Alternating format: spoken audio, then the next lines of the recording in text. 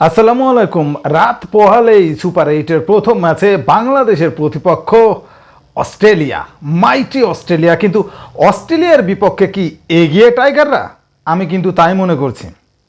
আমাকে কি পাগল ভাবছো? পাগল ভাবো আর যাই ভাবো, আমার কাছে মনে হচ্ছে অস্ট্রেলিয়ার চেয়ে টাইগাররাই এগিয়ে। কেন, সে বিষয় নিয়ে ভিডিওটা বানাতে চলেছি।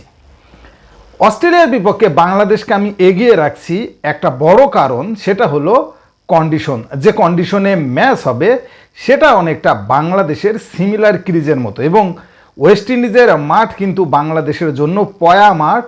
ওয়েস্ট ইন্ডিজের যেই মাঠ, সেই মাঠ বিশেষ করে অ্যান্টিগায় যেখানে খেলা হবে, সেইটা কিন্তু সাকিব আল হাসানেরও অনেক পছন্দের একটা মাঠ, অনেক স্মৃতি আছে সেখানে। সব মিলিয়ে আসলে কন্ডিশনটা বাংলাদেশের ফেভারে। বরঞ্চ অস্ট্রেলিয়া স্পোর্টিং উইকেট চায়, যেখানে আসলে ব্যাটিং উইকেট, এই ধরনের উইকেট হলে অস্ট্রেলিয়া আসলে কোনো বোলারকেই গোনে না।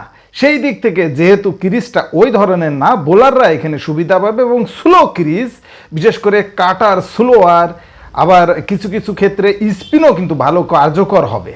সুতরাং সব মিলিয়ে আসলে অস্ট্রেলিয়া চেয়ে কিন্তু বাংলাদেশ কোনো অংশে পিছিয়ে নেই।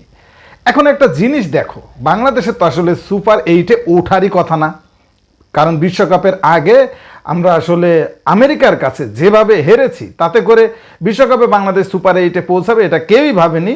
তবে পজিটিভ দিক ছিল যে বড় দুটো দলের সাথে কিন্তু বাংলাদেশের আগে ম্যাচ ছিল। প্রথম ম্যাচটা বাংলাদেশ দল খেলেছে শ্রীলঙ্কার সাথে, যে ম্যাচটাতে বাংলাদেশ দল আসলে জিতেছে আশ্চর্যজনকভাবে, কারণ তার আগেই আমরা আমেরিকার সাথে সিরিজ হেরেছি, প্রস্তুতি ম্যাচে ভারতের সাথে হেরেছি, ব্যাটসম্যানরা রান পাচ্ছেন না। সব মিলে শ্রীলঙ্কার সাথে যখন আমরা ম্যাচটা জিতি, আমরা কিন্তু একটা মোমেন্টাম পাই, এবং সেটা ধরেই সাউথ আফ্রিকাকেও প্রায় হারিয়ে দিয়েছিলাম। সাউথ আফ্রিকার সাথে মাত্র 4 রানে আমরা হেরেছি। এরপর দুর্বল যে দুটো দল, নেপাল এবং নেদারল্যান্ডস, এই দুটো দলের সাথেও আমরা জিতেছি। অলরেডি আমরা 3টে ম্যাচ জিতে কিন্তু সুপার এইটে পৌঁছেছি, এবং এই 3টা ম্যাচে জেতার পিছনে সব থেকে বড় ভূমিকা রেখেছে বোলাররা। এবং এই বিশ্বকাপে বাংলাদেশের বোলাররা যেভাবে দাপট দেখাচ্ছেন, তাতে করে অস্ট্রেলিয়া কেন, যে কোনো দলের চেয়ে বাংলাদেশের পেস বোলিং ইউনিট অনেক ভালো, অনেক ভালো। এইটা একটা বড় ব্যাপার। আজকে হাতুরা সিংহে কিন্তু পরিষ্কারভাবে বলেছেন যে আমাদের যে বিশ্বকাপের গোল ছিল, বা বিশ্বকাপে আমাদের যেটা চাওয়া ছিল যে সুপার এইটে পৌঁছানো, সেটা তো হয়ে গেছে। এখন বাড়তি বোনাস কিছু তোলা যায় কিনা, সেইটা হলো বিষয়। আসলেই তাই। কারণ দেখেন, আমাদের তো চাওয়া পাওয়ার কিছু নেই। সুপার এইটে আমরা 3টে ম্যাচ খেলবো, 3টা ম্যাচের মধ্যে মিনিমাম 2টা ম্যাচ জিততে হবে। এই ম্যাচগুলো আবার কাদের সাথে দেখেন, অস্ট্রেলিয়ার সাথে প্রথম ম্যাচ, তারপরের দিনই কিন্তু ভারতের সাথে, এবং শেষ ম্যাচটা আফগানিস্তানের সাথে। 3টা দলই কিন্তু এখন সুপার ডুপার ফর্মে আছে। সেই ফর্মে আলা দলগুলোর সাথেই আমাদের ম্যাচ। এখান থেকে 2টা ম্যাচ আমরা জিতলেই কিন্তু সেমিফাইনাল, আমাদের স্বপ্নের সেমিফাইনাল নিশ্চিত হয়ে যাবে। তবে এই নিশ্চিতের পথটা কিন্তু সহজ নয়। ব্যাটসম্যানদের অবশ্যই দায়িত্ব নিতে হবে, বিশেষ করে অধিনায়ক নাজমুল হাসান শান্ত, তাকে কিন্তু অবশ্যই দায়িত্ব নিয়ে খেলতে হবে। তিনি তার ব্যাটিং অর্ডার চেঞ্জ করেছেন, তবুও ফর্মে ফিরতে পারছেন না। এর পাশাপাশি তানজিদ তামিম, তাকেও কিন্তু দায়িত্ব নিতে হবে। তার পাশাপাশি লিটন কুমার দাস, তিনি একটা ইনিংস 30 খেলেছেন, তারপরে ঘুমিয়ে পড়েছেন। এইভাবে চললে আসলে কিন্তু হবে না। এর পাশাপাশি রিয়াদ এবং সাকিব আল হাসান, এই দুইজনের উপরেই কিন্তু আসলে সমর্থকরা এবং আমাদেরও চাওয়া পাওয়া কিন্তু তাদের কাছেই।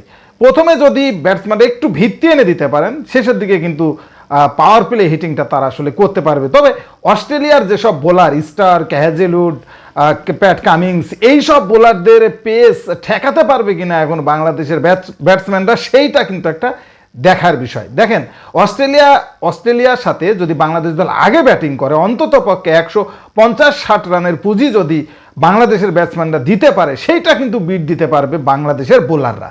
নেপালের সাথে দেখেন মাত্র 106 রান তুলতে পারে বাংলাদেশ, কিন্তু সেই ম্যাচটা 21 রানে আমরা জিতেছি। অপরদিকে বোলারদের প্রতি যে প্রত্যাশা, সেইটাও কিন্তু সামাল দেওয়া অনেক কঠিন। ট্রাভিস হেড, আমরা কিন্তু জানি ক্রিজে সেট আপ হয়ে গেলে তিনি কতটা বিধ্বংসী। ওয়ার্নার, তার সম্পর্কে নতুন করে কিছু বলা নেই। ম্যাক্সওয়েল গত বিশ্বকাপে, যদিও 50 ওভারের বিশ্বকাপ, সেই বিশ্বকাপে আফগানিস্তানকে কি পিটানোটাই না পিটিয়েছে, আমরা সকলেই দেখেছি। আসলে অস্ট্রেলিয়া একটা বড় দল, তারা বিশ্বকাপ চ্যাম্পিয়ন হওয়ার জন্যই এসেছে। স্টয়নিস আছে, অধিনায়ক মিচেল মার্শ আছে, তিনিও কিন্তু ভালো ফর্মে আছেন। সেই দিক দিয়ে মুস্তাফিজুর, তানজিদ সাকিব এবং সাকিব আল হাসান, রিশাদ, তাসকিন প্রত্যেককেই তাদের দায়িত্বটা ভালোভাবে নিতে হবে। তারা যদি দায়িত্ব নিয়ে বল করতে পারে নিশ্চিতভাবেই বাংলাদেশের জয়টা আমি দেখতে পাচ্ছি। হেড টু হেড যদি দেখি এ পর্যন্ত 10 ম্যাচে বাংলাদেশ দল 4টা জিতেছে, 4টাই নিরপেক্ষ হয়েছে, 6টা ম্যাচ অস্ট্রেলিয়া জিতেছে এবং বিশ্বকাপেই বাংলাদেশ দল অস্ট্রেলিয়ার মুখোমুখি হয়েছে 6বার, 6বারই হেরেছে। এবার সেই জয়টা ছিনিয়ে আনতে হবে। দর্শক, আপনি কোন দলের পক্ষে কমেন্টসে জানান। স্পোর্টসের সর্বশেষ আপডেট জানতে স্পোর্টস ফিভার চ্যানেলটি এক্ষুনি সাবস্ক্রাইব করে বেল আইকন বাজিয়ে দিন। ধন্যবাদ।